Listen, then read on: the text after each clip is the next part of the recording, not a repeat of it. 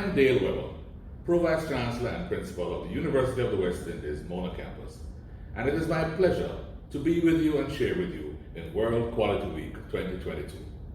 The University of the West Indies is built on quality.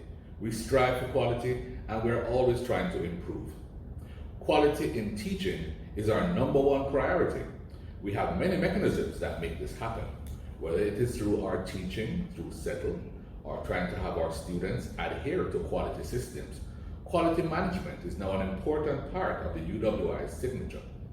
Quality in research is also important, whether we're looking at our ethics committee or we're looking at our Mona Office for Research and Innovation. Quality is at the fore of our delivery. But quality in administration is our newest push, where we need to provide quality service to all our students, all our staff, all our stakeholders. In order to do this, we're actually looking at ISO certification for some of our quality processes within the Bursary and the registry. Finally, quality in all we do as we turn ourselves inside out, because universities were not built for themselves. They're built for the communities around them. So whether it is CAMHP, looking at medicine, or AMBA, looking at Mona School of Business and Management, or ABET, looking at engineering, or UCJ, looking at the entire University of the West Indies Mona campus, we put ourselves through a rigorous quality mechanism to ensure we do the best for you. Thank you for sharing with us. Thank you for being a part of our Quality Week. You are the reason our quality is high. Thank you. The University of the West Indies prides itself in being a highly ethical institution with emphasis on quality.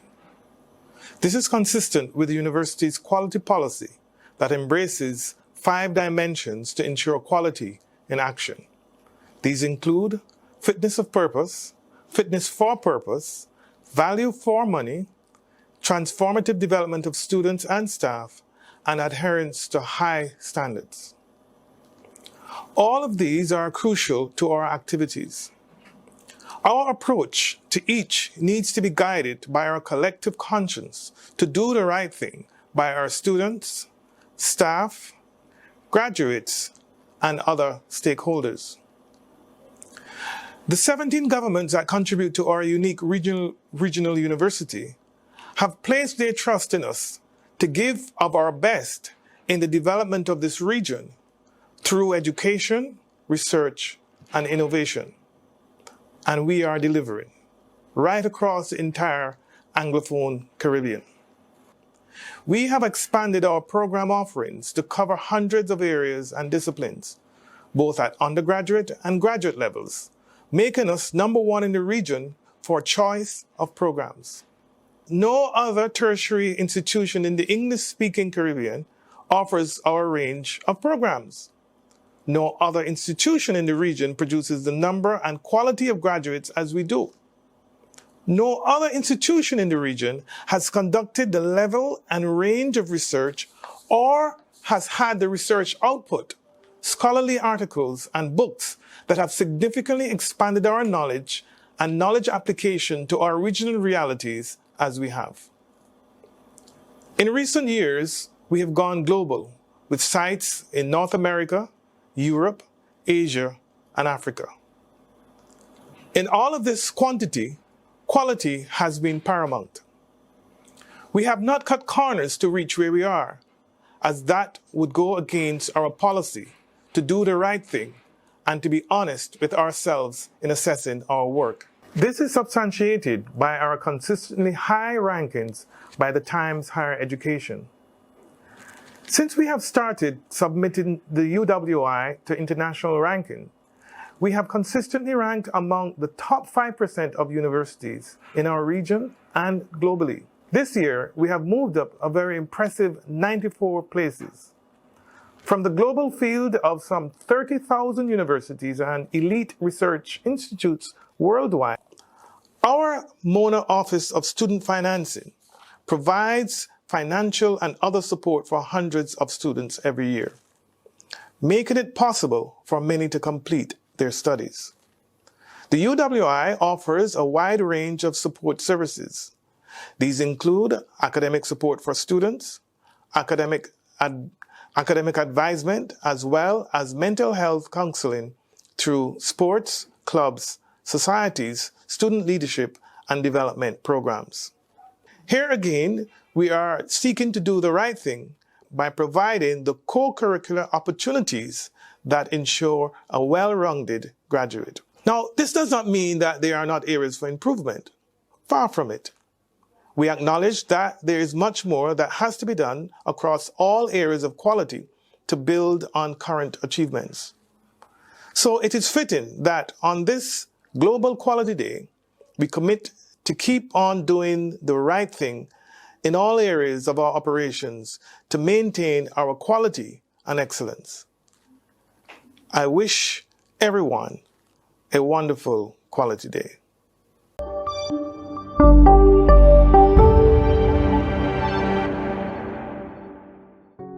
Pleasant good day to colleagues across the UWI as we once again celebrate Quality Week with the rest of the world. As we celebrate Quality Week this year, the Times Education Global University Rankings has again confirmed UWI's status as being among the top universities across the world and #1 in the Caribbean. This is a most fitting tribute to the quality of teaching and research across the UWI as we seek to be a model of Caribbean excellence. I want to commend colleagues on their commitment to excellence in teaching and research, even as the region and the world grappled with the COVID-19 pandemic. In addition to high-quality teaching and research, the UWI is committed to high-quality administration and improving the customer service of its various stakeholders, including students, staff, alumni, donors, and wider civil society. I want to commend the registrar and his team at UWI Mona for their outstanding efforts to reduce the amount of time it takes for students who request remarks to the examination scripts to have this process completed. These types of things matter immensely to us within our university, and there's still much work to be done in this area. The University Quality Management team, which I have the honor to lead, will be focusing on improvements in stakeholder service during the 2022-23 academic year. As we seek to highlight and celebrate achievements in this area, the University Quality Management team will be launching its video series titled Higher Ed Quality that seeks to spotlight the university's quality-based achievements across its various quality pillars. From November 7 to 11, the UWI will mark its 4th year of observing Quality Week, aligned with the Chartered Quality Institute, the global body for quality professionals.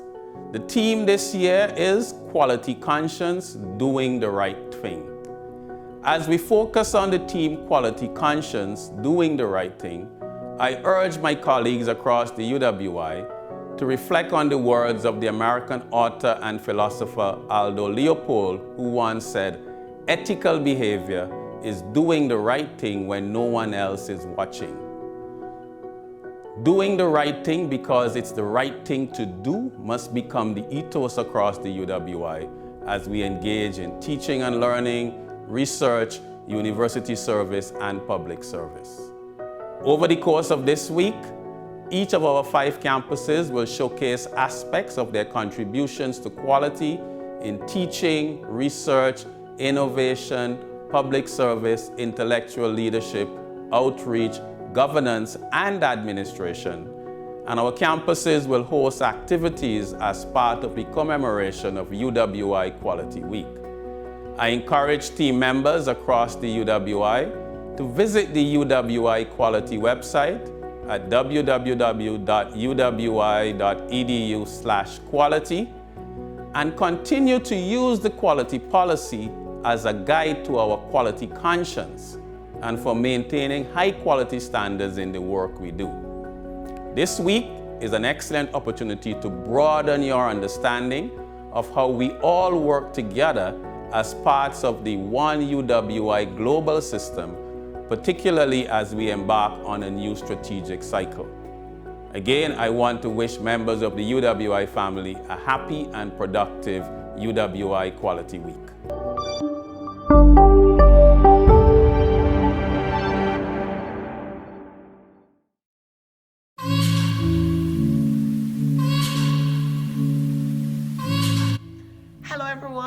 My name is Omalora Wilson, and I'm your UWI Mona Guild President for the academic year. And I am Kijana Johnson, your postgraduate representative. And on behalf of the UWI Mona Guild Council 2022-2023, we say Happy Quality Day, UWI. The UWI Mona Guild Council was started in 1951 as a dual entity, Guild of Undergraduates, Guild of Graduates, before we merged in 1990 to the Guild of Students. And in true recognition of this Quality Week's theme, Quality Conscience, doing the right thing, we're proud to say that the UWI Mona Guild of Students has been doing the right thing for 70 years strong and moving on to 71 in true acceptance of our motto, together we can make it happen.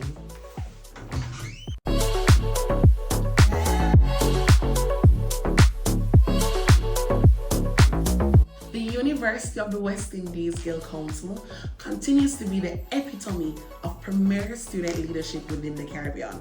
We wholeheartedly support the theme for UWI Quality Week, which is Quality Conscience, doing the right thing, as we continue to do the right thing by ensuring that the voices of our over 18,000 Pelicans are heard within the university space. The UWI Mona Guild Council continues to do the right thing by ensuring that our Pelicans are granted opportunities through grants, cultural and entertainment activities, sports and wellness initiatives, and unmatched advocacy for academic excellence. As MAP's president, I can unequivocally state that our postgraduate students are not left behind. We continue to provide opportunities for our postgraduate students through financial assistance and networking opportunities. Advocacy continues to be at the forefront. We have seen our advocacy bearing positive results as it pertains to grades release, stipends, and the successful reduction on tuition fees for part-time clinical psychology students. This is Quality Conscience, doing the right thing.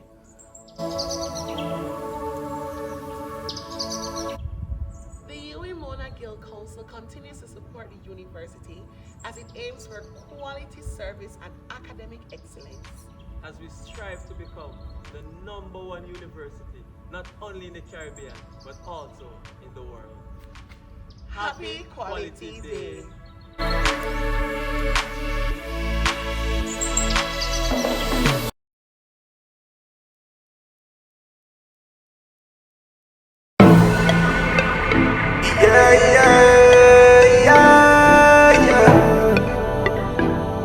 Nah, me have to represent from school, the University of the West Indies. Nah. Come to UWI if you want to see quality. Hey, come up on UWI. We have a whole heap of facilities now. Yes, just come to UWI if quality is what you want to see. Come up on UWI, we have a whole heap of facilities now. If you're broke, now have no money, me know scholarship enough for everybody. Just want to check the bursary, they'll always help you get through. Online portals with everything. Can't tell me this on a spoon feeding. It has all my classes with all my buses, and all I want is no more than that. Come to UWI if you want to see quality. Hey, come up on UWI. We have a whole heap of facilities now. Yes, just come to UWI if quality is what you want to see. Come up on UWI. We have a whole heap of facilities now. The lecturers request student feedback. First time I see, couldn't believe that they actually cared what I thought about how they talk. The education delivery is dynamic. If you don't learn by listening, don't panic. Audio visuals are in classes and office hours for all interns. UWI is always improving systems. Heard some students no security day and night, security patrol day and night. And if you want to be a success, nobody does it best. And if you want to be put to the test, nobody does it best. Come to UWI if you want to see quality. Hey, come up on UWI. We have a whole heap of facilities now. Yes, just come to UWI if quality is what you want to see. Come up on UWI. We have a whole heap of facilities now. Endless possibilities. Them up over 50 degrees. West and tropical breeze and keep the qualities like these. Nobody, you will take the lead with these. So sorry, the schools can't compete. Excelling in sports, of course. Premier League football team and big track course. Check out the Olympics high school. I have represent from school. The University of the West Indies. Na na na na na na na. The University of the West Indies. Na na na na na na na.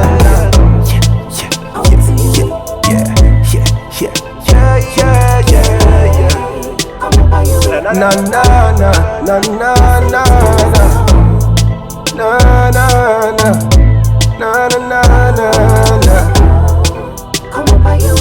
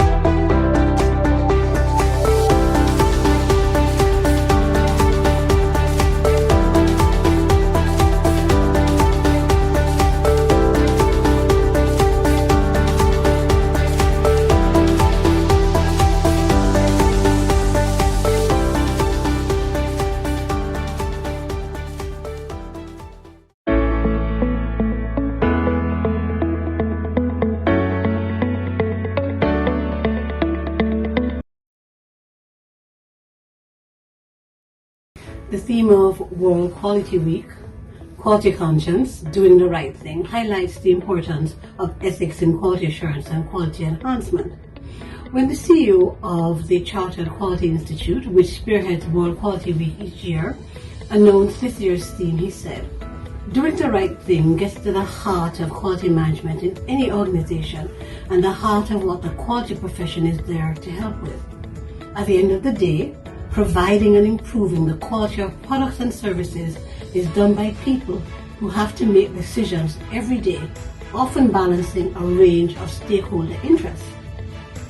He stated further, "We must recognize the complexity of the challenge, how management systems can help translate values and policy aspirations into daily work at all levels, the importance of leaders in setting the tone, and why doing the right thing will ultimately damage organizational reputation and, at worst, lives."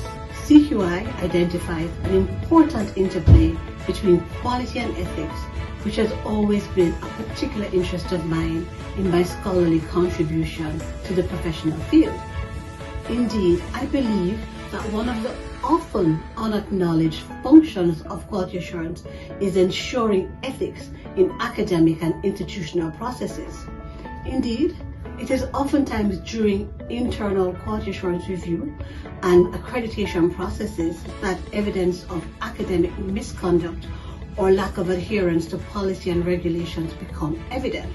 It is these quality processes that often surface stakeholder dissatisfaction or opportunities for self-reflection or accountability become available. In exploring ethics and quality assurance, it is important to recognize the complex web of interactions at play in quality assurance in higher education.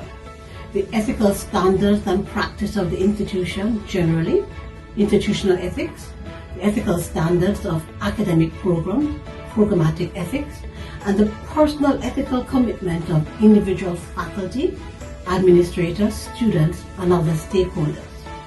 Internal quality assurance officers like myself and my colleagues in the quality assurance unit are called upon to maintain the integrity of the process and the profession of quality assurance and enhancement professional ethics, while being loyal to the institution and our personal moral commitments.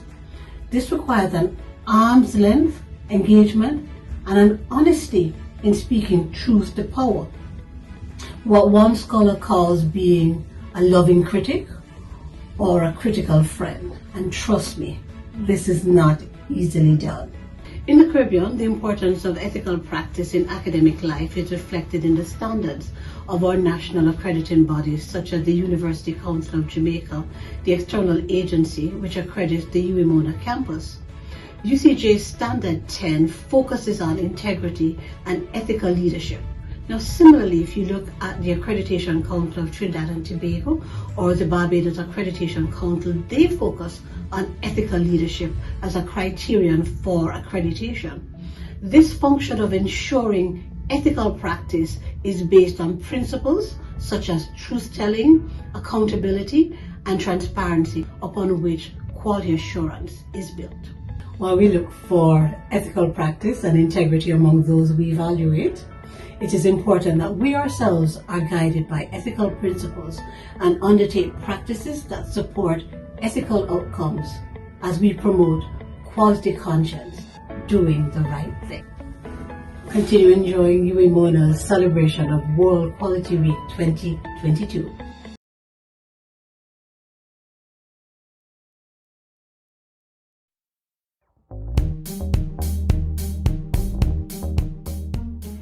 The Discovery Marine Lab is the premier marine laboratory in the Caribbean, one of the oldest.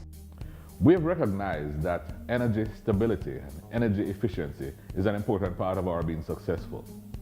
Our marine labs, and we have a number of them, we have 2 marine labs, and both are solar driven. The idea is that the Discovery Bay Marine Lab, which is our larger lab, was 50% solar, and we saw so many benefits. If there was a power outage, we could rely on solar. If there was a hurricane or a weather instance, we could rely on solar. But it's only 50% powered. We needed a full 100% powering from solar. Plus, we wanted to be able to store. And very importantly, we wanted to be able to teach. The UWI Discovery Bay Marine Laboratory has 3 main tenets. We do teaching, research, and outreach. So we are first and foremost a teaching lab. We're also a research platform or a field station for the different disciplines of science. The research work and as well as outreach and teaching at the Discovery Bay Marine Lab currently focuses on mangroves, seagrass, and coral reefs. We had developed a considerable reputation in coral reefs, but based on the expertise we have now in Dr. Camilla Trench, our academic coordinator, we are developing more of a reputation in mangroves and mangrove restoration. As we implement renewable energy technologies, we decrease the amount of greenhouse gases in the atmosphere, and therefore we can start reducing the warming of the planet. For us to do our part as a country, as a region, in responding to climate change, it's absolutely necessary for us to implement renewable energy technologies. And for universities like ours, It's important for energy efficiency, for savings on electricity, for demonstrating good practices with respect to employing renewable energy technologies. And it's important for showing our students and the next generations the possibilities with respect to renewable energies, and we can't leave out energy efficient technologies. The University of the West Indies is guided by its key tenets of access, alignment, and agility. In access, we want to try and get more students into the university and have more entities access the research of the university. Alignment means working with partners to get the best for the university, the country, and the region. CARICOM would have to be our first and major partner. Through TAPTEC, which is a mechanism by which technical assistance is offered, we were able to take advantage of the opportunity to move this project into a new realm. Also funded from GIZ, which is the German Agency for International Cooperation. They were also partners who were eager.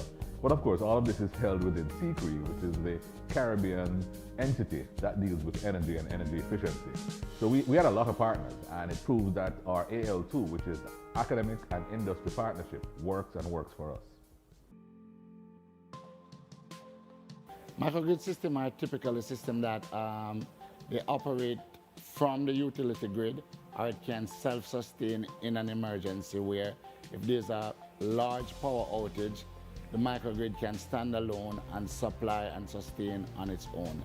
The University of the West Indies system in Discovery Bay, it has battery and also generators, where batteries is always good. Batteries that is charged from solar and also from the generators. There is plan to go 100% with batteries in the future. Currently it's about 0.75 megawatt of power we're speaking about, and there's plan to expand that system. The system is extremely innovative because there are very few here in Jamaica, and this specific one for UWI Marine Lab uses S.A.S and high voltage lithium batteries, and that's what makes it probably different and the first in Jamaica to do such a design and installation. So this would be, for example, not only direct contribution to mitigation, but also provide an example of how we can do mitigation, and if it works, it can be scaled up on a broader scale. Adaptation, however, also has to be a key response to climate change. We need to become resilient, and we do so by coming up with new solutions. The real difference is a typical solar PV system is either battery-based or grid-tied, meaning that one, the battery-based system will rely on storage for night operation or otherwise, and the grid-tied being it relies basically upon the production during the sun peak hours. The microgrid incorporates several different energy sources. You can have wind, solar, backup generator, the grid, and it manages the different power sources for the optimal output. Really, climate change resilience is hinged on education and convincing people that new solutions can work. I think this will play that role. We keep permanent coral displays to show children and others who can't go into the water the wonders of life below the ocean. These corals are very delicate. They need constant supply of seawater, and so our pumps run 24/7. It will be hopefully a center of excellence for the University of the West Indies, where we can enable not just the other life sciences, but now we'll be able to enable the engineering and the renewable energy teaching and research that can happen here in Jamaica. And we've all seen the spiraling fuel cost, and we know that renewable energy is definitely the way to go. And we're happy to be the host for this project, the site for this project. And we know that this is going to be a good example for the rest of Jamaica to say energy independence is definitely possible, and the university can show you how. One of the core objectives of the Faculty of Engineering is to develop engineers that are innovative and know how their designs affect the wider environment and the population on a whole. So in particular, our engineering, electrical power engineering students, they would have an opportunity to see an actual institution that has a solar project in place. They get to see how the systems work on a whole, and in particular, they'll see how important it is to think about sustainability in their designs. We're most excited that the university will have this system, so the university will be practically demonstrating the things that we teach about. You know, we try to create students and graduates who go out and make a difference in the various spheres, including in the sphere of energy.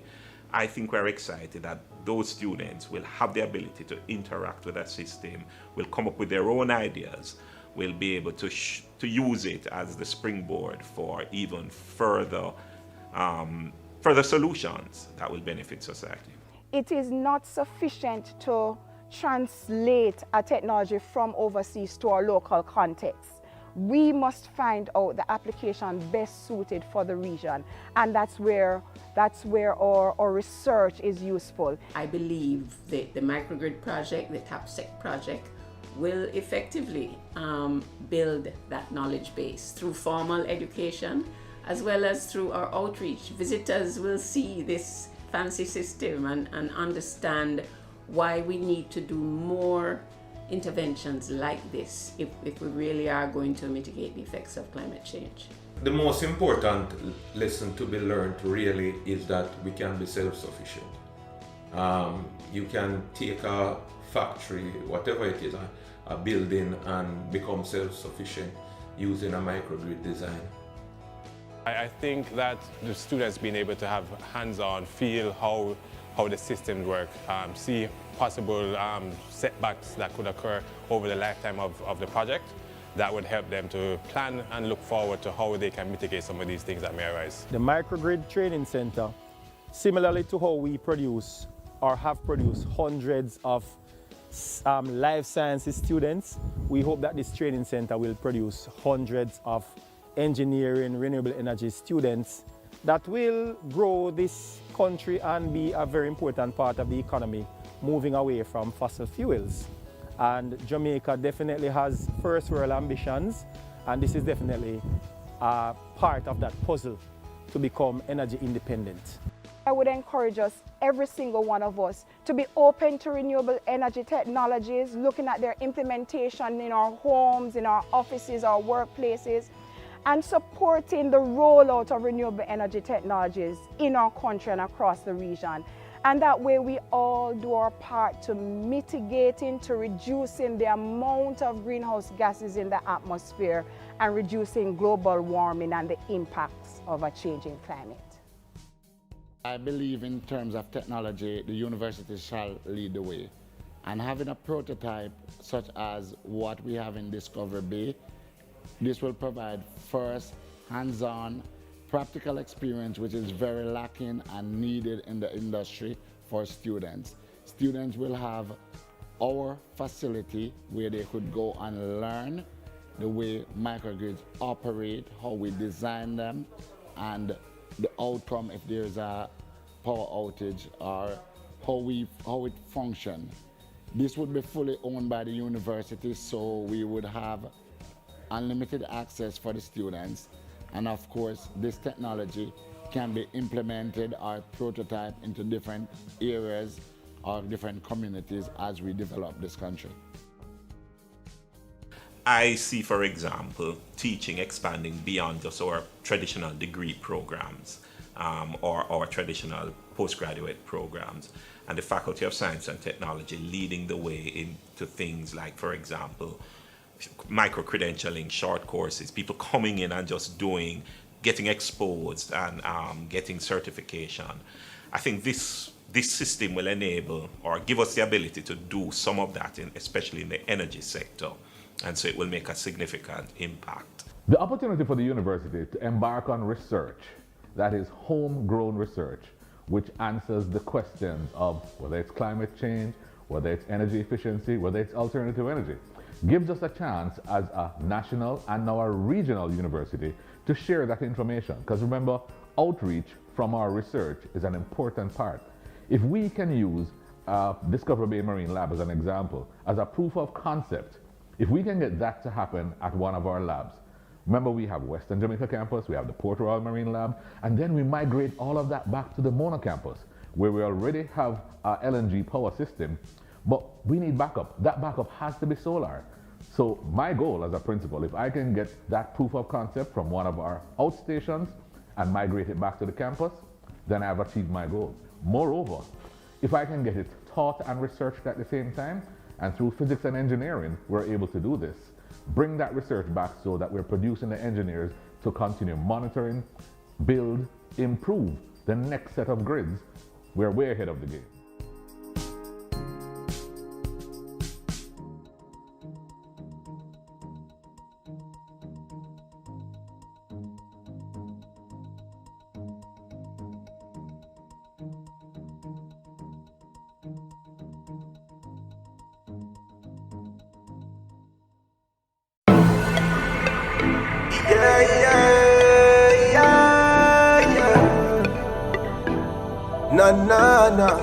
Me have to represent from the school, the university of the West.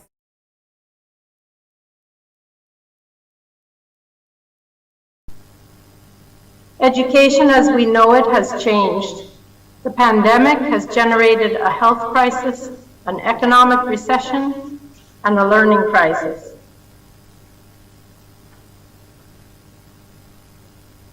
All students from all education levels have been affected. Across the region, some 1.7 million students are out of school. We see fairly equal numbers of boys and girls and more secondary school students affected across the country. And here we see that distance education takes many forms. Since schools have closed, ministries have applied emergency responses using different forms of distance education.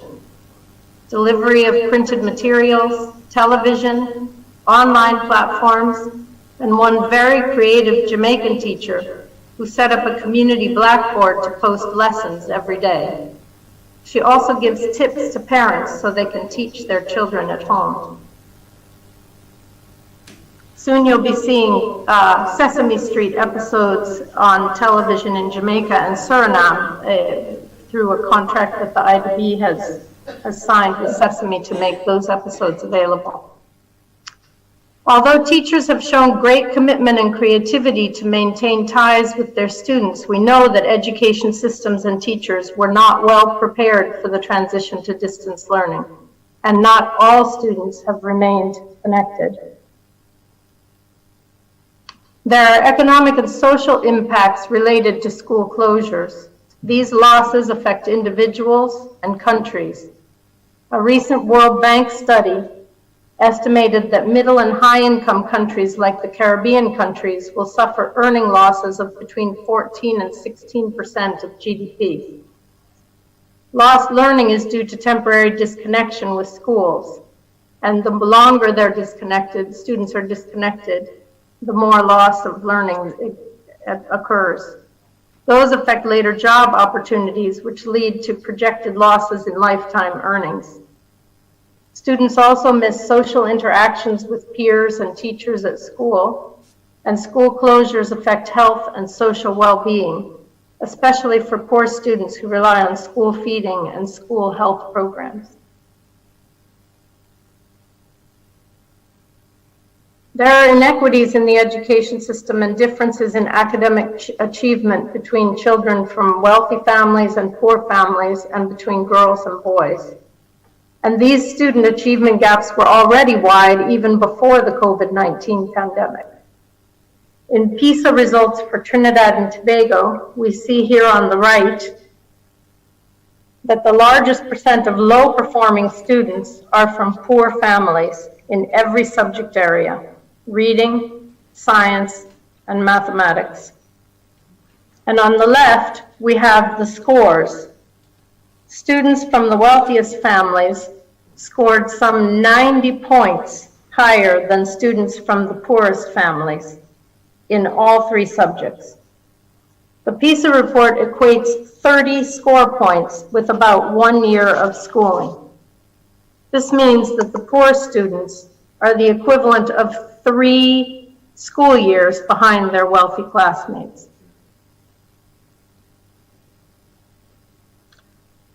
We've seen that lower performing students tend to come from poorer families, and my colleagues at the IDB have done calculations to show that student achievement in first grade can predict how a student will perform on the grade 6 exam to pass to secondary.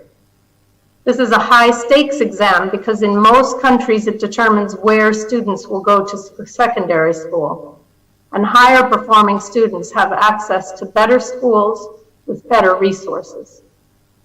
We see here that the students who score below the 40th percentile when exiting primary school have almost no chance of obtaining a C-SEC certificate. That is 5 passes, including math and English. And we know that students that leave secondary with a C-SEC certificate earn 40% more than those who do not obtain that C-SEC certificate. So quality education in the early years and early detection of learning challenges are extremely important because learning gaps are very hard to overcome and can define a child's future. We also see differences by gender. Girls outperformed boys in all 3 countries, Barbados, Jamaica, and Trinidad and Tobago, in both math and English C-SEC exams in 2015, and a higher percent of girls, signified with this red dot, obtained their C-SEC certificate. It is also notable that in all 3 countries, less than 50% of students achieved the C-SEC certificate, which is the minimum requirement to enter university or better paying jobs. So what other factors will affect education post-COVID? The pandemic has caused an economic recession and projected drops in income generation from tourism and other service industries. We see negative growth rates projected for 2020 in all countries except Guyana, and this will mean less budget for social sectors, especially for education, since priority will be given to health and social protection. The IMF actually estimates a 7% reduction in spending for education across Latin America and the Caribbean in the next year. Based on a quick survey done by the IDB, we also see a heavy loss of jobs and business closures across the region, with losses much higher for low-income jobs than high-income jobs. This could indicate a need to diversify. Countries cannot rely solely on tourism and service industries or on single commodity markets such as gold and oil.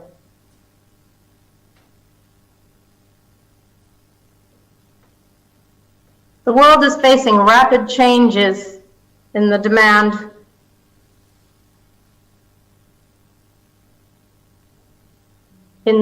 for skills. Even before the pandemic, the fourth industrial revolution, climate change, and increased life expectancy have changed the trend in the demand for skills. COVID-19 will also bring changes in demands for skills, especially digital, socio-emotional, and lifelong skills. There's much less demand now for repetitive activities, a need for creation of new activities that demand new abilities, and lifelong learning skills.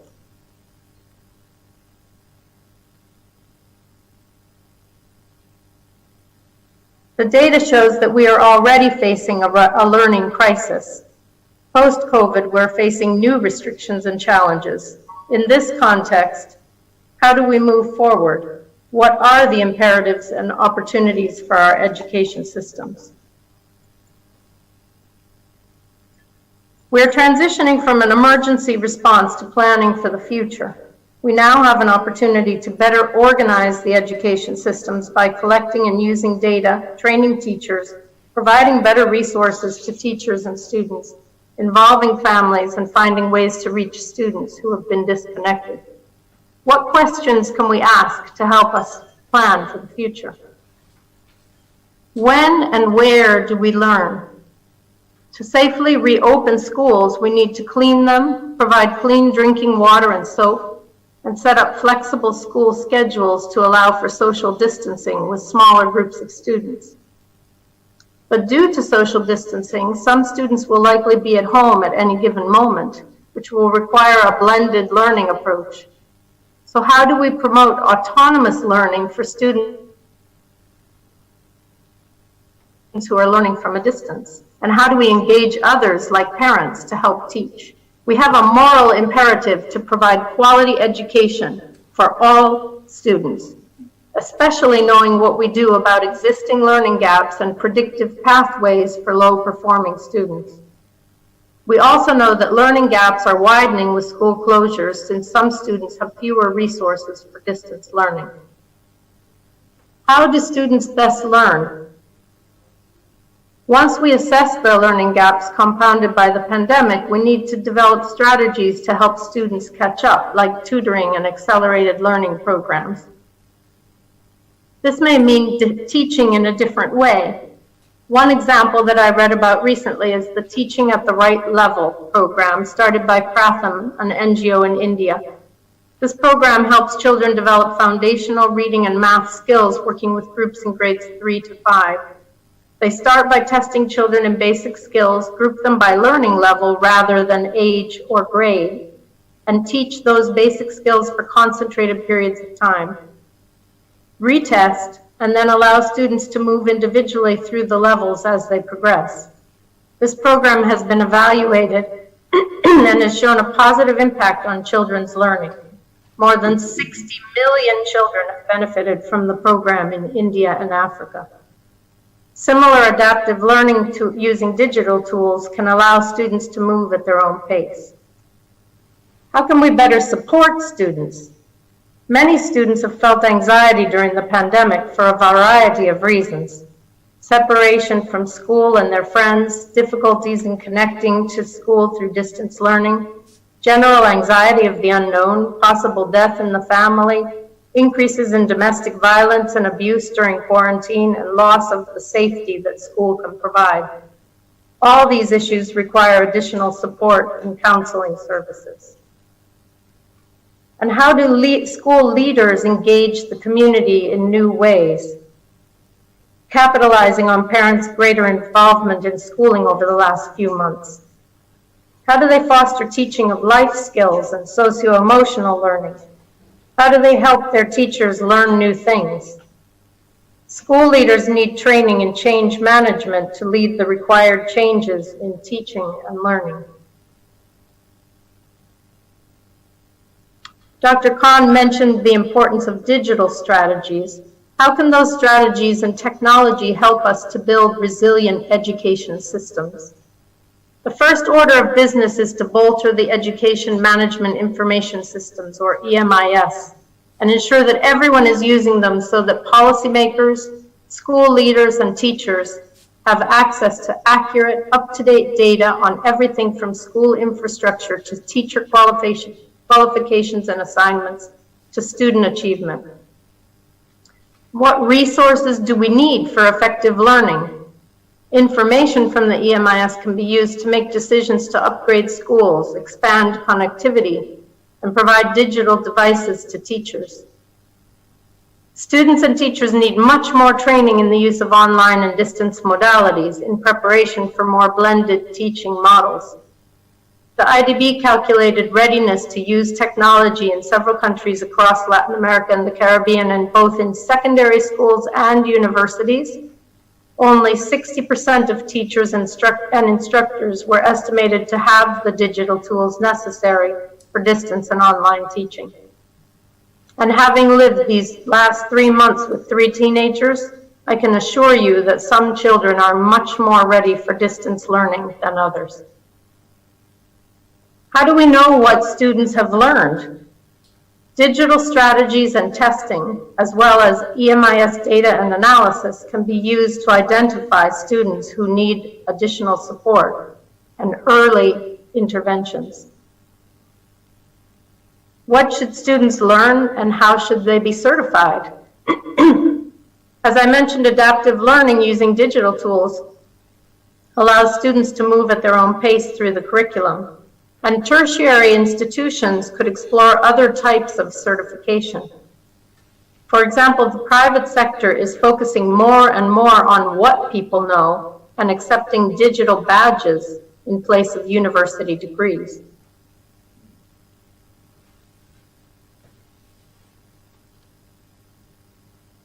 As we look to the future, how can we prepare better for uncertainties? We have to consider the possibility of future pandemics or climate disasters that require new school closures and distance learning responses, not to mention new school arrangements right now that will teach some students face-to-face and other students from a distance.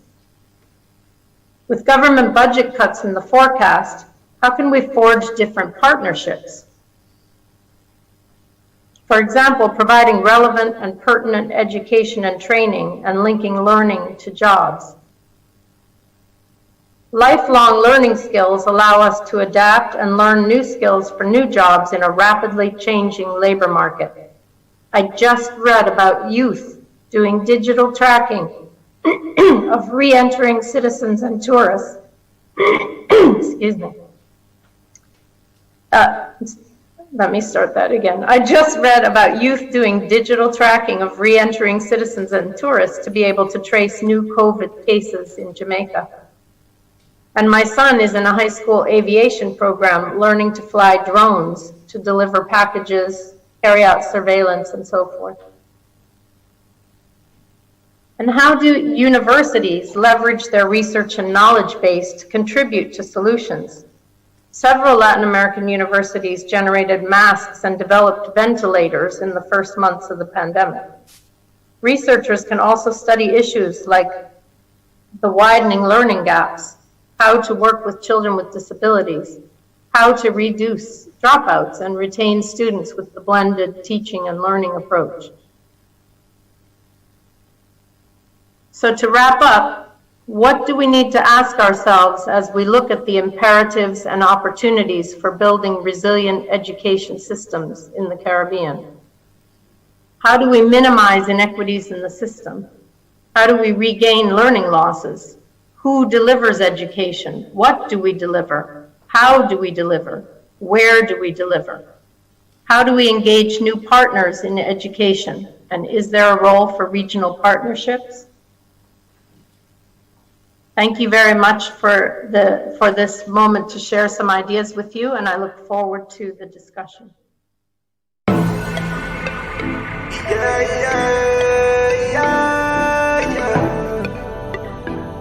Nah. Me have to represent the school, the university.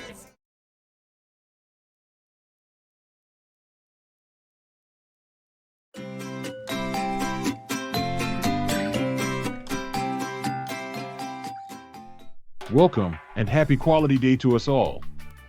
This academic year, the Center for Excellence in Teaching and Learning, or CETL for short, celebrates 30 years of faculty development.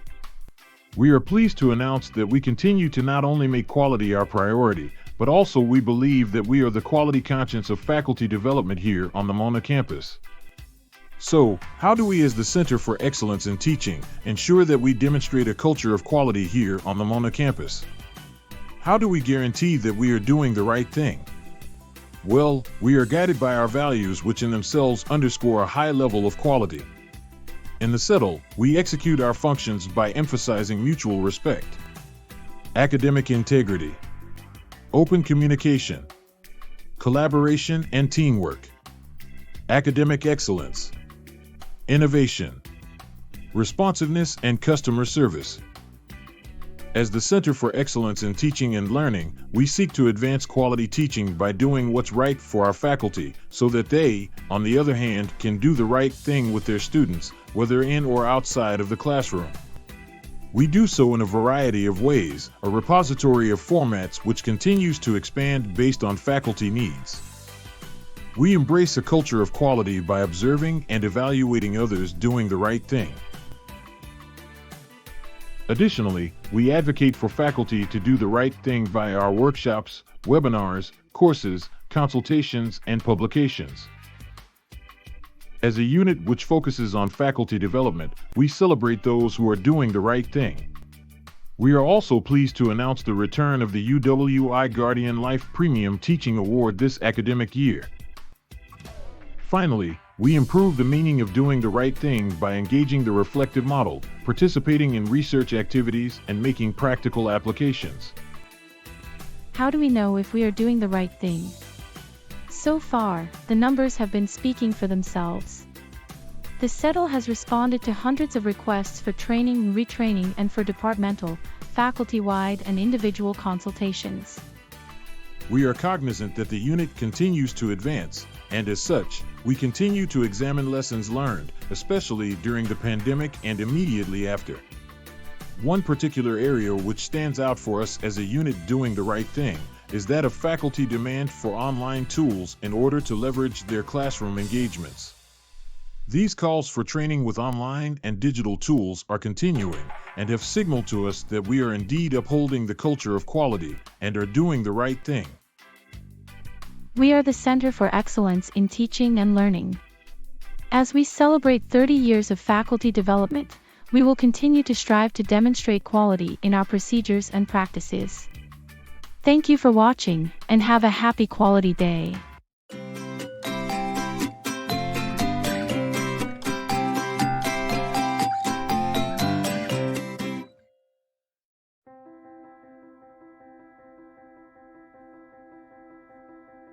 As we celebrate World Quality Week, the Faculty of Medical Sciences of the University of the West Indies, MONA, acknowledges the role of our Continuous Quality Improvement Committee, CQIC, in helping us to achieve and maintain the highest quality in our work and offerings. The committee was established in 2017 as the first of its kind among the medical faculties across the campuses of the university. Its philosophy is that quality should be proactive and self-driven. The work of the committee is an ongoing and continuous quest to evaluate the systems and practices of our academic programs and to recommend strategies for their improvement. Attention to quality is necessary for ensuring the relevance of our graduates and the well-being of our wider society.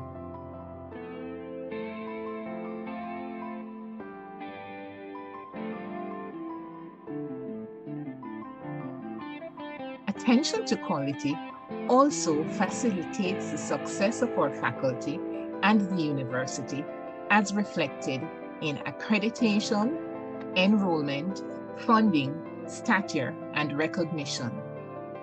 The theme for World Quality Week 2022 is Quality Conscience, Doing the Right Thing. In keeping with this concept, the CQIC strives to make quality enhancement a way of life instead of a daunting, burdensome, and obligatory assessment-driven exercise.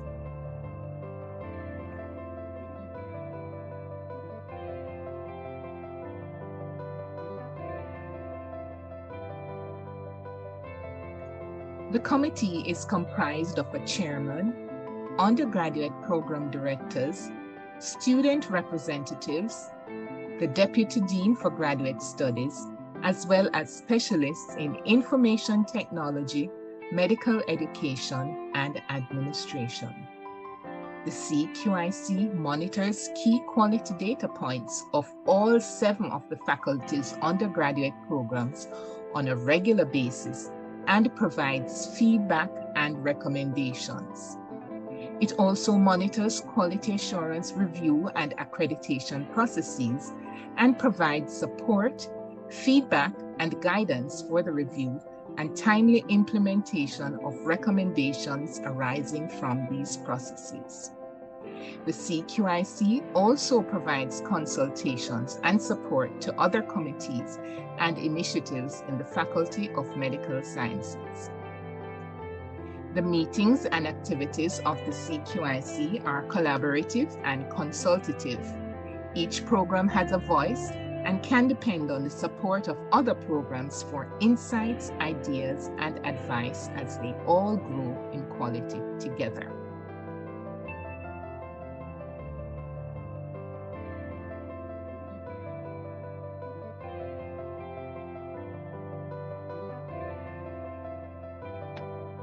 Lately, the collaborative approach has extended to cross-campus CQIC initiatives as attempts are made to harmonize the functions and processes of Faculty of Medical Sciences CQICs across campuses. A joint project across campuses has been the automatization of the retrieval of data on quality indicators, which will make the CQIC's task more seamless and efficient, thus raising the bar on their own work. From the Faculty of Medical Sciences at UWI Mona and their Continuous Quality Improvement Committee to you, Happy Quality Week.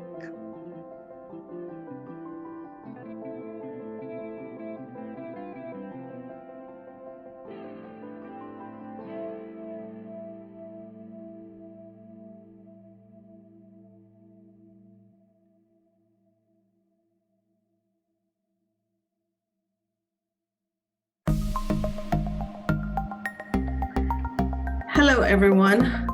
Today I present to you quality learning using available resources and collaboration from the Department of Child and Adolescent Health. The Department of Child and Adolescent Health contributes to the teaching in the MBBS program through both didactic and clinical exposures. With a need to increase student engagement and participation, we had to find new tools. There was the established resource at hand, such as the Learning Management System, which is Moodle-based.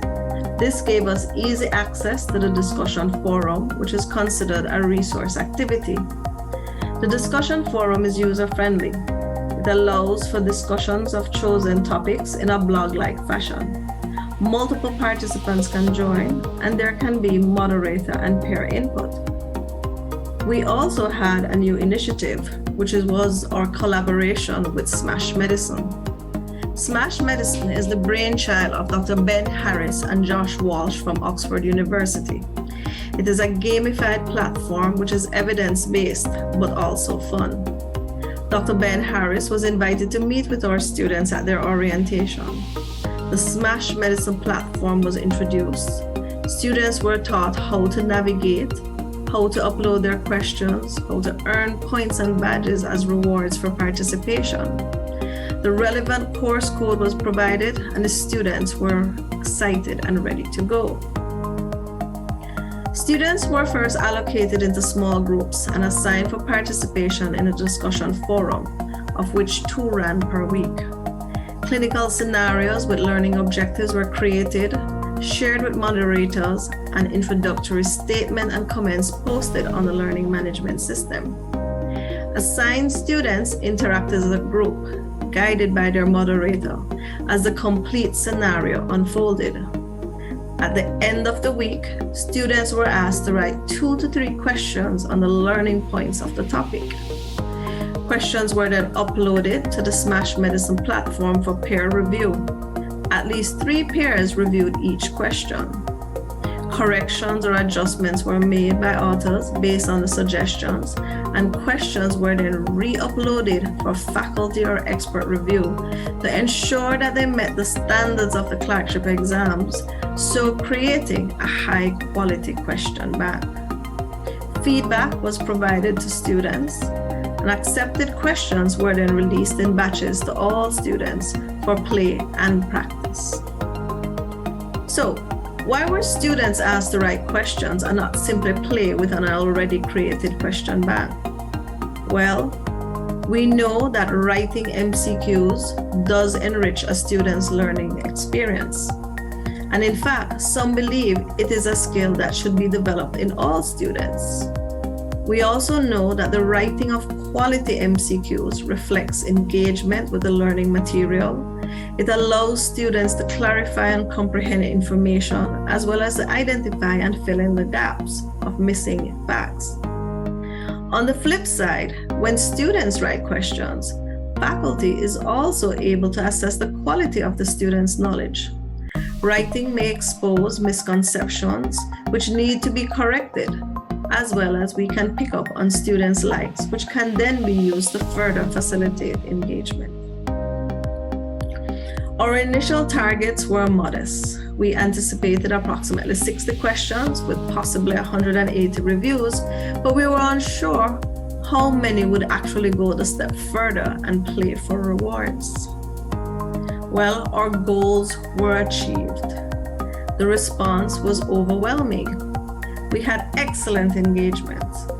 3 times the anticipated questions were produced, 3 times the number of reviews, and the amount of questions answered were unreal. However, it did not end there.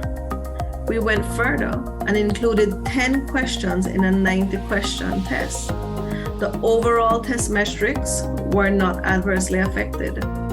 There were no inversely discriminating questions, and 7 of the 10 SMASH questions were above the mean discriminatory index. In fact, the 3rd most discriminatory question was written through the SMASH process. We decided to get a few student feedback, and the themes were as follows. The students enjoyed this approach. They reported it allowed us to be creative. They were so excited to see the question I created featured in the final assessment paper. The question writing, they thought, deepened their understanding. It was no longer not just knowing of the topic. It was said to increase critical thinking and problem solving. And they thought it can be used to ease the transition to university. If it were implemented in the lower year groups, the jarring experience of adjusting to university work can be difficult, and SMASH medicine would definitely be instrumental in assisting them to manage questions at this level. The key take-home student message: the SMASH medicine platform was really good, really interactive, really beneficial to us, and I really liked it, is what they said. Thanks to the collaborative team, which included Dr. Andrea Garbett, Professor Russell Pierre, Dr. Benjamin Harris, and Professor Minerva Ting. Thank you.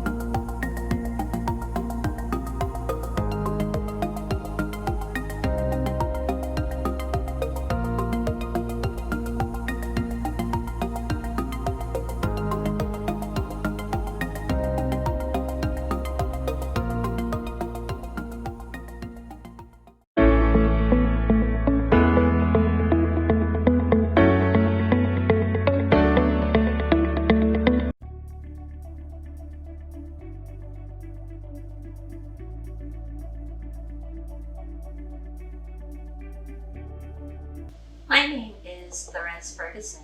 I am a senior lecturer here at the School of Education, the University of the West Indies, Mona campus in Jamaica.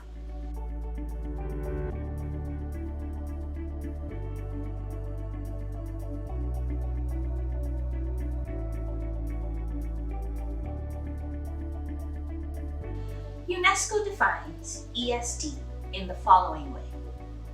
ESD empowers learners to take informed decisions and responsible actions for environmental integrity, economic viability, and a just society for both present and future generations, while still preserving cultural diversity. It is about lifelong learning and is an integral part of quality education. ESD achieves its purpose by transforming society. ESD then is about doing the right thing and behaving in a manner guided by an ethical planetary consciousness in how we relate to our planet, to others in society, and even to ourselves.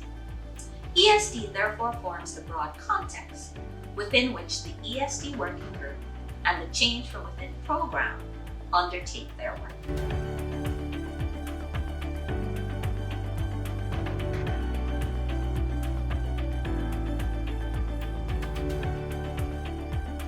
The Sustainable Development Goals, the SDGs, are central to the 2030 Agenda for Sustainable Development, adopted by the United Nations member states in 2015.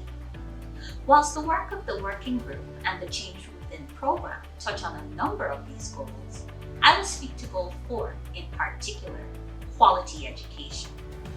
SDG 4 focuses on education with an aim to ensure inclusive and equitable quality education and promote lifelong learning opportunities for all. One of the targets under SDG 4, Target 4.7, speaks to the following: ensuring that all learners acquire the knowledge and skills needed to promote sustainable development, including through ESD and sustainable lifestyles, human rights, gender equality, the promotion of a culture of peace and nonviolence, global citizenship, and the appreciation of cultural diversity and of culture's contribution to sustainable development. With respect to this target, ESD working group members have accomplished the following. We have developed and received approval for the offering of a Master's of Education degree in ESD, Global Citizenship, and Peace. We have engaged in collaborative research aimed at infusing ESD in undergraduate as well as postgraduate level courses. We've organized and delivered workshops within teachers' colleges and with teachers in schools. And we have organized in-house professional development sessions for School of Education staff.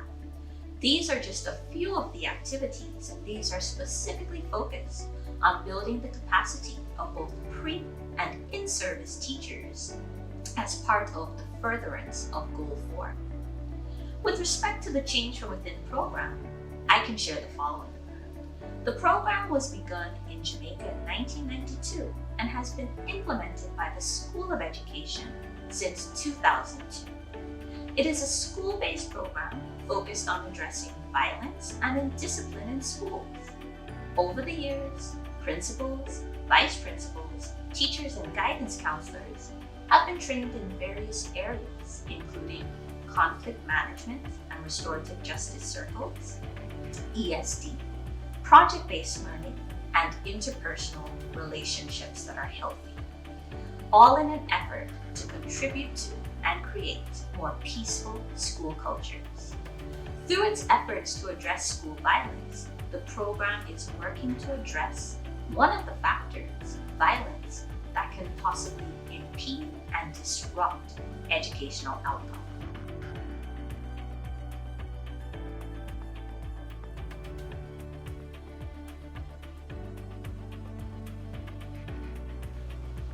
Both the ESD Working Group and the Change from Within program, operating out of the School of Education and the wider University of the West Indies, operate with the recognition of higher education's critical role in engaging with both research and practice to truly contribute towards meaningful change in society.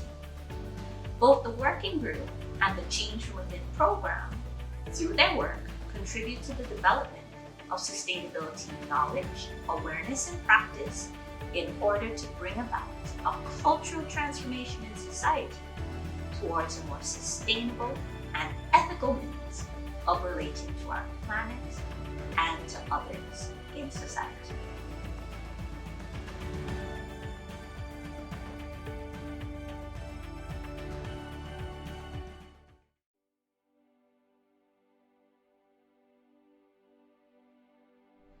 Greetings from the Faculty of Social Sciences. I am Heather Ricketts, Dean of the Faculty. Our faculty is the largest within the UWI, and it boasts a community of dedicated scholars whose research and teaching prepare our students for wide-ranging careers and lifelong learning. By extension, our students are among the most successful and sought-after graduates. Our graduates also occupy leadership positions in almost every professional field in the social and behavioral sciences across the Caribbean region.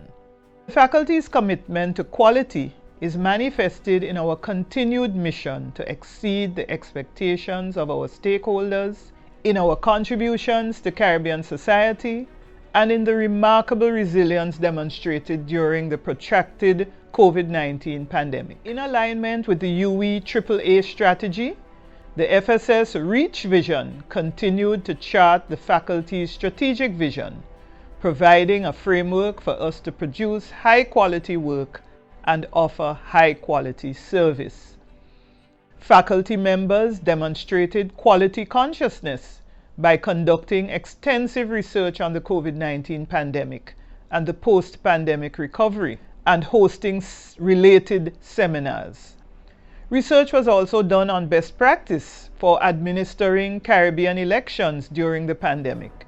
This was important for preventing democratic erosion, decay, decline, and safeguarding the democratic rights of Caribbean people. Among the many initiatives that we have implemented to enhance the expectations of our students and staff, I am happy to highlight two that were implemented quickly and effectively in response to the discontinuation of the country's Disaster Risk Management Act and ensuing COVID-19 protocols, and the campus's subsequent signaling of the return to full face-to-face operations in August 2022, including reverting to pre-COVID-19 modes of teaching and learning and assessment. These were the establishment of a committee to assess the readiness of the faculty to resume full face-to-face operations, and the establishment of a virtual faculty office on the Blackboard Collaborate virtual learning platform. At the start of the 2021-22 academic year, the Social Sciences Faculty Office launched its first ever virtual faculty office information center as a response to the work from home order and the suspension of walk-in visits to the office. This was a unique innovation that no other faculty appeared to have utilized. Our quality consciousness was also illustrated in the faculty's efforts at resource mobilization and financial management, which were prioritized using the FSS CCC thrust to cut, conserve, and create new sources of funding. Having a quality consciousness also meant being aware of the feelings and needs of our key stakeholders and doing the right thing to address these needs. For example, quality consciousness was demonstrated in several efforts to sensitize the faculty and wider UWI community about the Disabilities Act of 2014, which came into effect on February 14, 2022, and about our individual and collective roles as duty bearers in protecting and safeguarding the rights of persons with disabilities. We also exhibited quality consciousness in our commitment to being caring professionals by placing the physical and mental health of our staff and students among our top priorities through our Roll With It supportive initiatives. Our Roll With It program was expanded to include an Ask the Psychologist series, which enlisted the assistance of volunteer psychologists who provided expert information on tools to help us cope with life's challenges, such as the pandemic and related issues, on relationships, and also on transitions. Finally, we harnessed our resources through continuous improvement.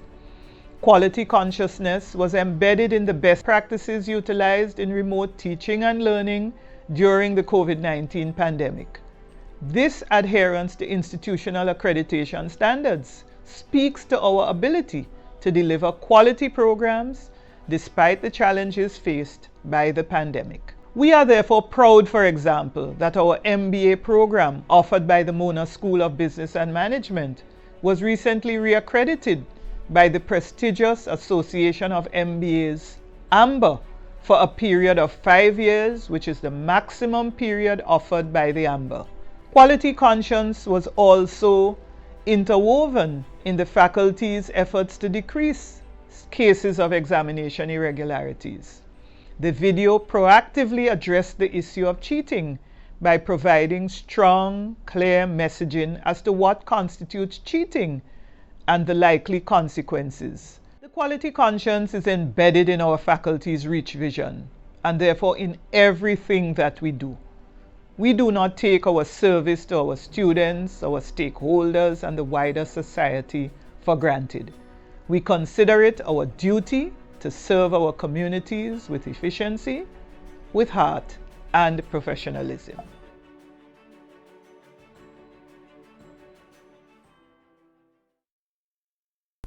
We are excited to participate in the World Quality Week 2022 with the theme Quality Conscience, Doing the Right Thing. And to us, doing the right thing means honoring our We Said We Did quality promise, honoring our commitment to continuous improvement, and of course, honoring our commitment to quality assurance and enhancement through lifelong learning and professional development. This is how we celebrate World Quality Week 2022 here at the UWI Mona Faculty of Engineering. Our alumni, student, and faculty team leaders are Mr. Roshane Winter, the President of the Faculty of Engineering Alumni Association, Mr. Gawain Wright, President of the Mona Engineering Society, and Dr. Adrian Lawrence, Dean of our faculty. This is our commitment to serving our quality partners and stakeholders, our students today, alumni tomorrow, staff, parents, government, and industry. Let's do the right thing. Now, for more quality conversations, the hashtag challenge. The Faculty of Engineering Alumni Association Mona PRO, Mr. Tavar Brown, said,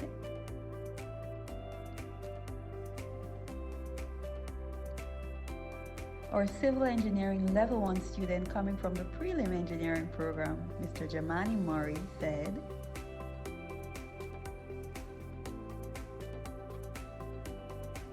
and Mr. Stephen John, our treasurer of the Mona Engineering Society, also said,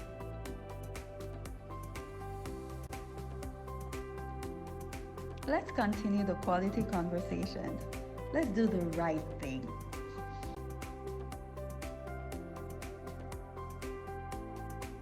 We are the UWI Mona Faculty of Engineering. We are in the business of creating epic, globally competitive engineering education program experiences.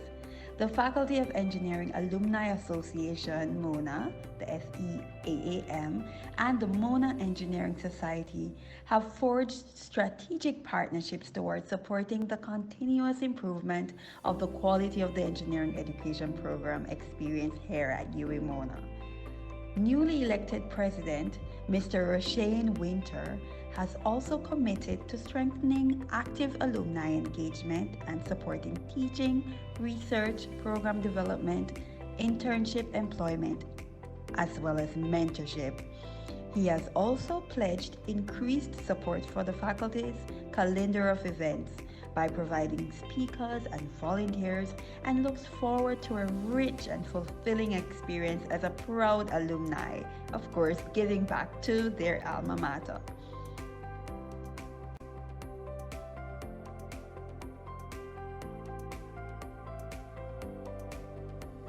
Our Alumni Association, as well as the Engineering Society Appreciation Awards as a segment in the annual Faculty Awards ceremony, is a proposal being considered with the aim of acknowledging team members and their role in the continuous quality improvement of the engineering education program experience here at Mona. This is seen as a promising partnership that both student and alumni stakeholders continue to work towards improving. Let's continuously improve our epic program experiences. Let's do the right thing.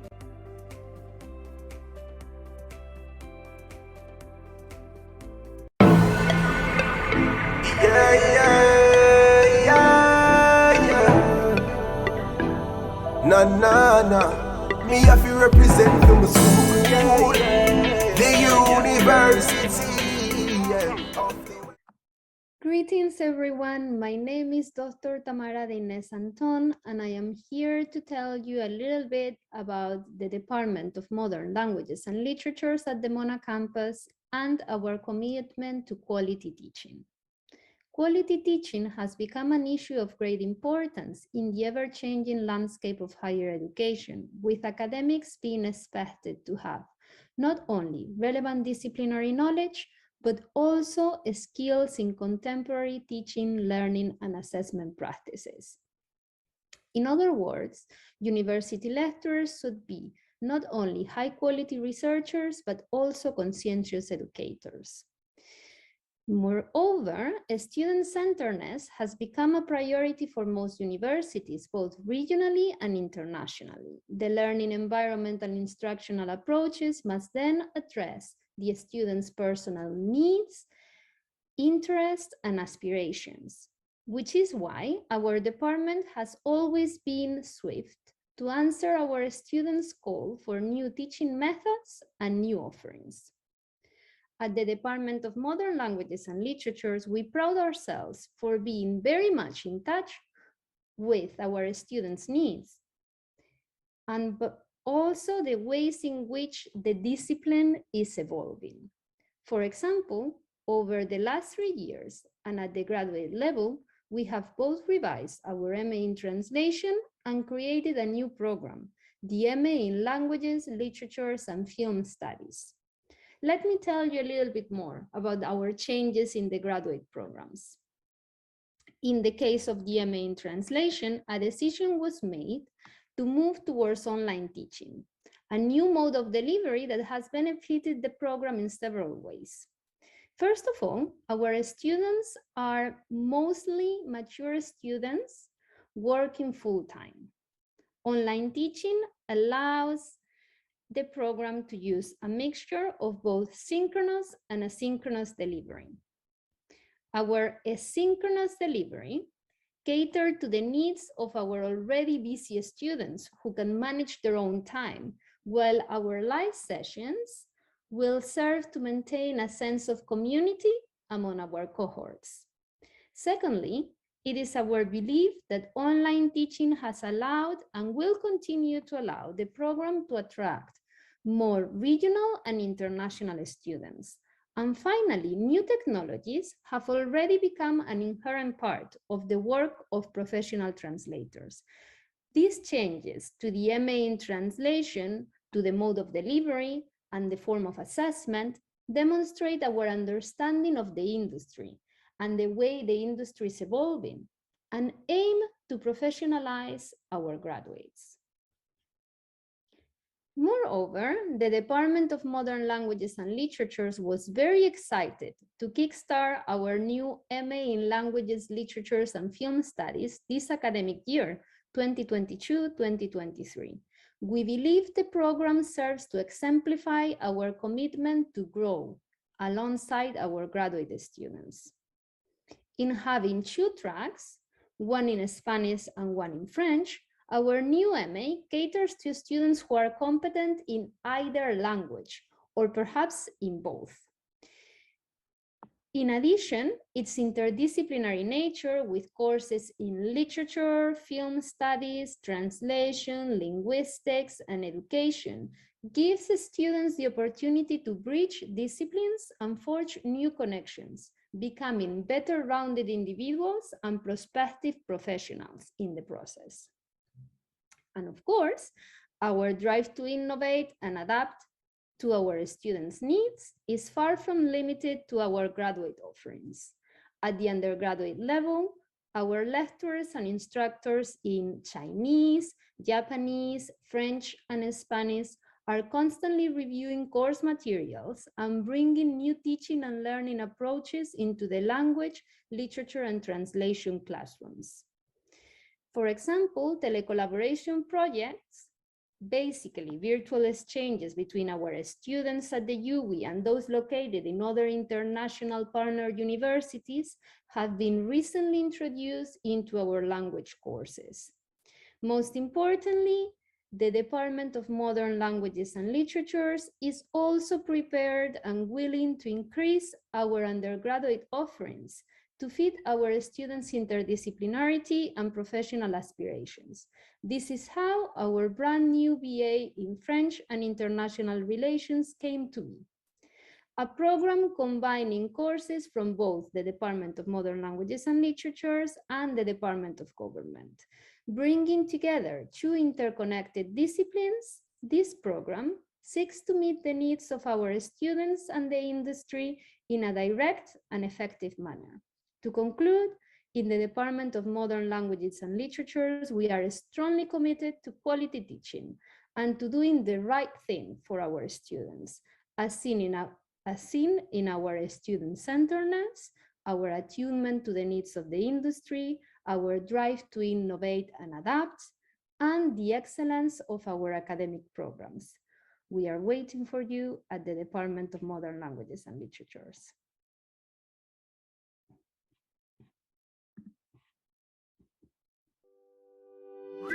WIGUT Jamaica, part of the quality conscience of the campus. WIGUT Jamaica is charged, among other things, to promote the welfare and interests of the University of the West Indies academic, senior administrative, and professional staff, regulate the employment relationship between union members and the university, promote the welfare of its members by securing conditions of service conducive to the highest professional standards, which will make it possible for them to give the best possible professional service, defend the professional integrity of its members and their academic freedom, and secure for its members the opportunity to participate actively at all levels in the formulation of policies which affect the standard of service offered by the university. WIGUT Jamaica therefore works to support an enabling environment for its members so that they can be guardians of quality for the institution. As facilitators of discourse between management and members of the bargaining unit, the union seeks to ensure timely payment of salaries and benefits, fairness in evaluation and promotion, enabling conditions for persons with disabilities, and suitable working conditions for its members. In these ways, and being mindful always of its raison d'etre, WIGUT Jamaica continues to participate in building quality at the UWI.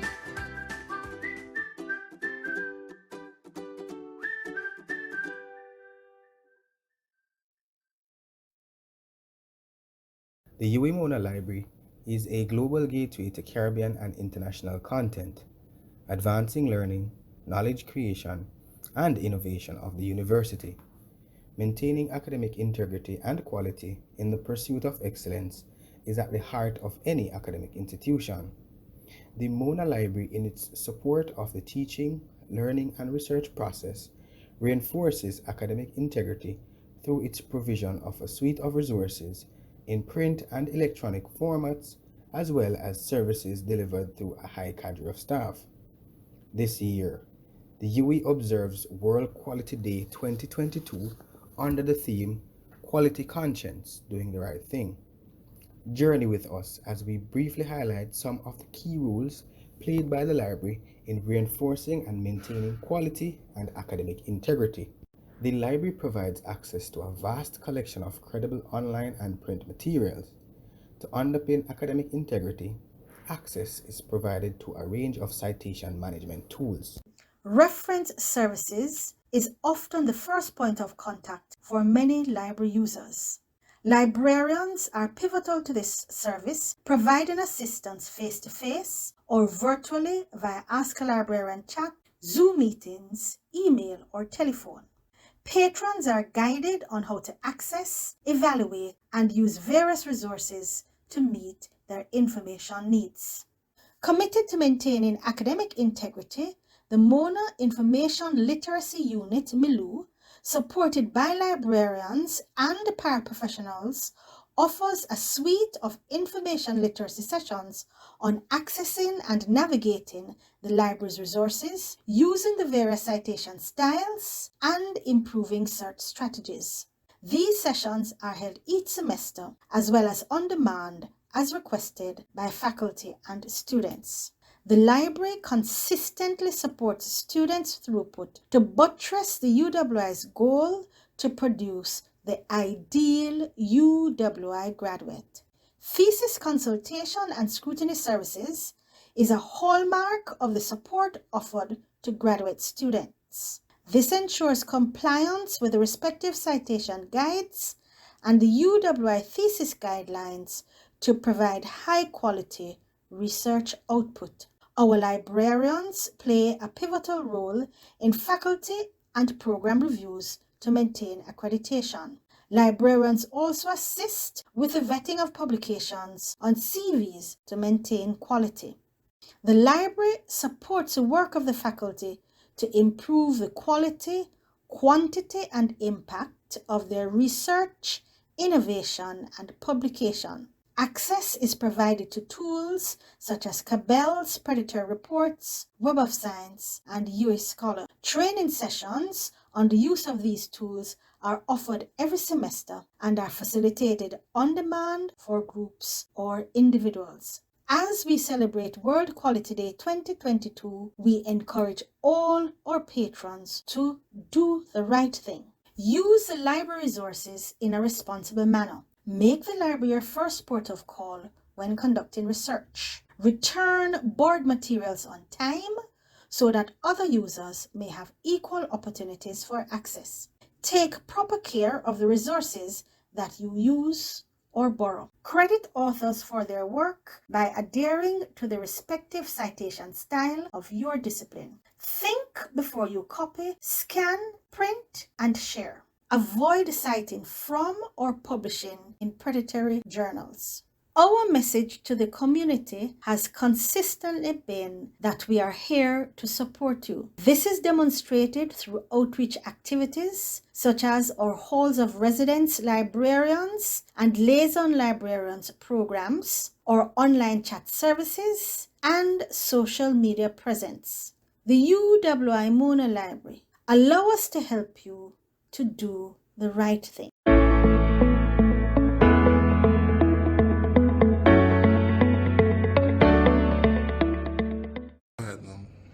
Welcome to the multidisciplinary Department of Language, Linguistics, and Philosophy, where we deliver quality degree programs through our vibrant undergraduate and graduate courses geared to providing world-class education solutions for students. Our students develop critical thinking, ethical, and interpersonal communication skills, all marketable assets. Our lecturers and tutors keep abreast of the latest effective teaching techniques and employ student-centered methods because we believe that learning is truly meaningful when students are actively engaged in it. Our Writing Center, the Jamaican Language Unit, the International English Language Testing System IELTS Center, and the English Language Proficiency Test Unit ELPTU also contribute to students' success. Here now are testimonials from students about how we maintain standards in our programs while being quality conscious. Picture this, a 19-year-old girl fresh out of high school who is nervous and shy and is about to walk into her very first lecture in Fountain 16, right there in N1 in the Faculty of Humanities and Education. Well, that girl was me, and to be honest, I was very nervous because I was told that the courses that I'll have to take in the English language department would be very difficult. But I succeeded, and I'm here today as a testimony that these courses definitely helped to shape me into the woman that I am today.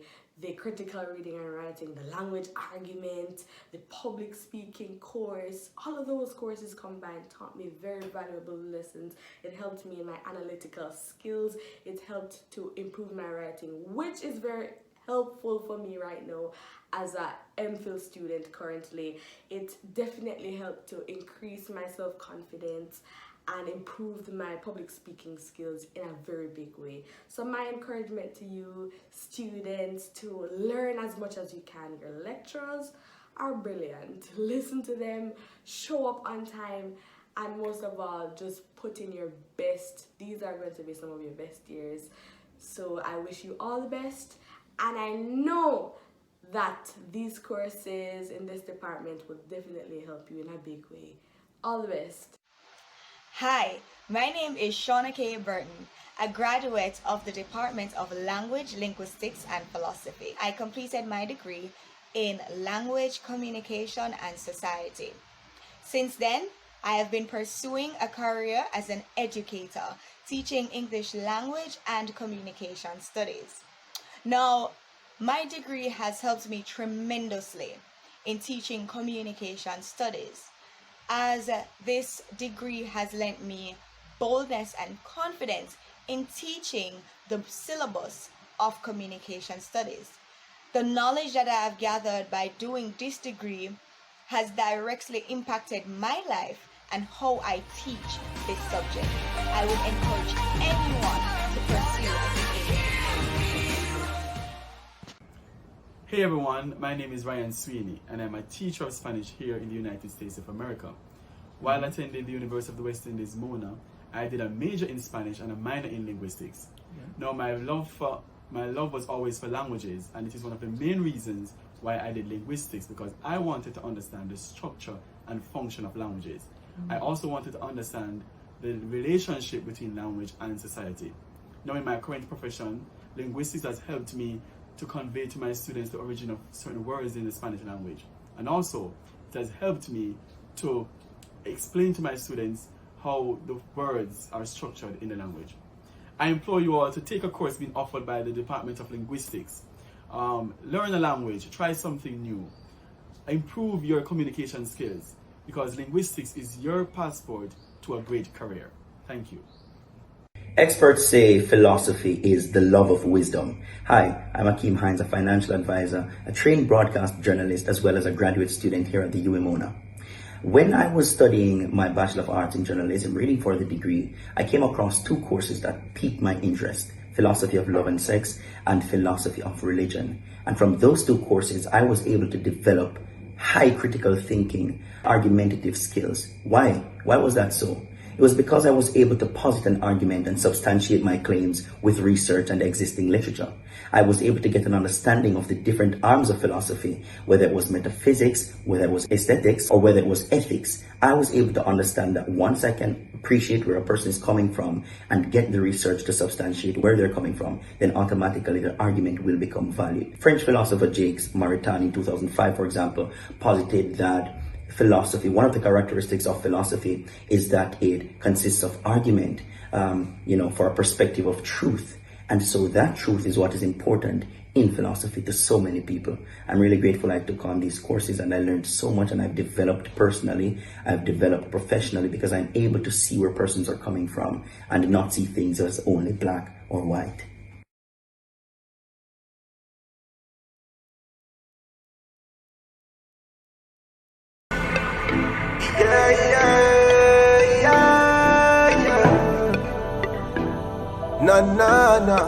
Me have to represent the school, the university of the West. Hi, I'm Dr. Dave Goss, Senior Lecturer and Director of the Institute of Caribbean Studies and Reggae Studies Unit.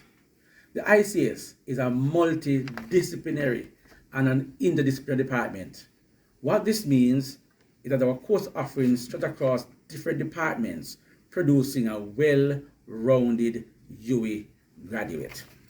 I am pleased to let you know that all our staff members at the Institute, we are qualified and we are competent to deliver our courses. Our staff comprise of key industry players who are connected to the cultural and creative industries at several levels, being entrepreneurs, musicians, artist managers, event coordinators, lawyers, board members, artists, journalists, actors, radio and television presenters, among many others. Our staff is also versed in new media, and as such, our pedagogy facilitates hybrid learning and delivery among our students. Having this access to the industry have resulted in top-class cutting-edge research and publications, which increases and improves access to literature, which was ordinarily lacking. With our cultural studies focus, our conferences, seminars, and special projects promote greater activism and public advocacy in our community. Currently, through a grant from Bard Prison Initiative, we are offering an entertainment business certificate to incarcerated persons at the Tower Street facility. Our students are very active and involved in the Institute through their role as department awardees, student assistants, tutors, and through their creative society, Create 876. This allows for mentorship and academic development as well as succession planning in the department. Through their Create 876 Society, our students from all 3 degree programs, music and performance studies, cultural and creative industries, entertainment, and cultural enterprise management, they get the opportunity to express and experiment with the information learned in the courses. Additionally, we provide internship opportunities for students to gain working experience in the cultural and creative sector. I encourage you, therefore, to join us at the ICS at the UWI Mona campus for a fun-filled, life-transforming experience which you will never forget. Do subscribe to our YouTube and check us out also on Instagram, Twitter, Facebook at ICS Mona. Looking forward to seeing you.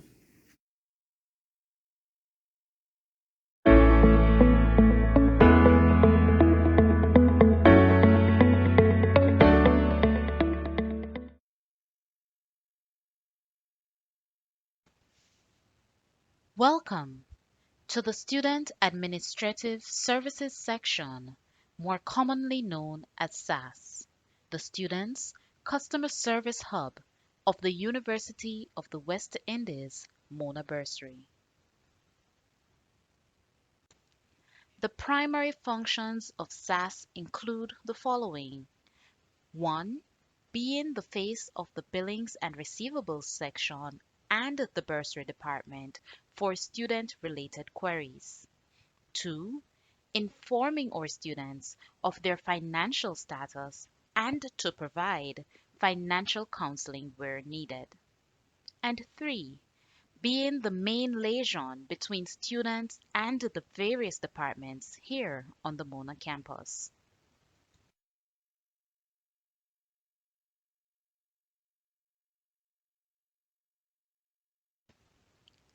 The S.A.S. team is designated as follows.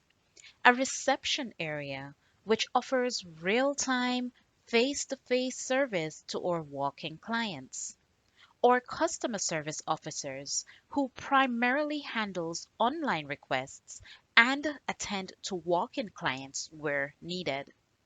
Our call center is staffed to handle contacts from our multiple contact platforms. And finally, the delinquency unit that specializes in reducing student receivables. It is our aim to be accessible to our students and to meet their needs and demands at all times, hence our diverse communication network. S.A.S. is reachable via email, live chat, WhatsApp, phone, face-to-face, and through the BOSS platform. S.A.S. prides itself in the development of our online interface, the Bursary Online Student System, aka BOSS. BOSS offers convenience at the fingertips, and as such, students can make the following requests remotely. A request for a tuition letter or a statement of accounts, or should I say an installment plan, you name it. We aim to deliver convenience where it is needed most, and as such, the platform is frequently reviewed and updated to meet the needs of our clients as best as possible. S.A.S.S is doing the right thing, and we will continue to do so. We will reduce the touch points for our customers while using technology to increase the automation of the services we provide, thereby synchronizing our business processes to reduce our clients' wait time. S.A.S.S has been and will continue to contribute to the personal and professional development of our UWI students by employing our students to operate our call center exercises. Ultimately, customer satisfaction is what we aim to achieve while reducing receivables and increasing our online presence and strengthening the support internally and outside of the department. S.A.S.S, we will do the right thing.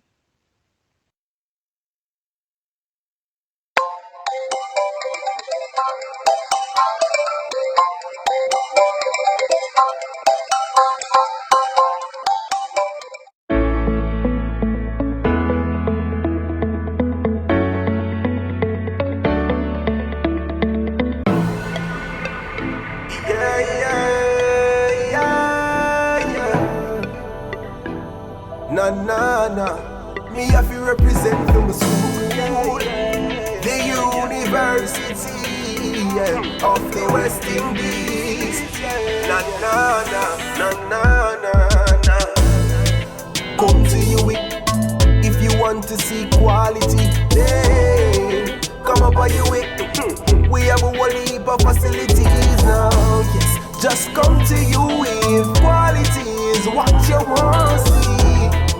Come up on UWI. We have a whole heap of facilities now. If you're broke, now have no money, me know. Scholarship enough for everybody. Just want to check the bursary. They'll always help you get through. Online portals with everything. Can't tell me this on a spoon feeding. It has all my classes with all my buses, and all I want is no more than that. Come to UWI if you want to see quality. Hey, come up on UWI.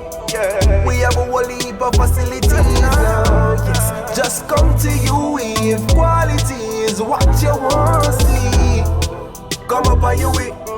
We have a whole heap of facilities now. The lecturers request student feedback. First time I see it, couldn't believe that they actually cared what I thought about how they talk. The education delivery is dynamic. If you don't learn by listening, don't panic.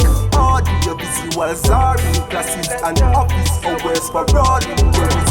UWI is always improving systems. Heard some students. No security day and night. Security patrol day and night. And if you want to be a success, nobody does it best.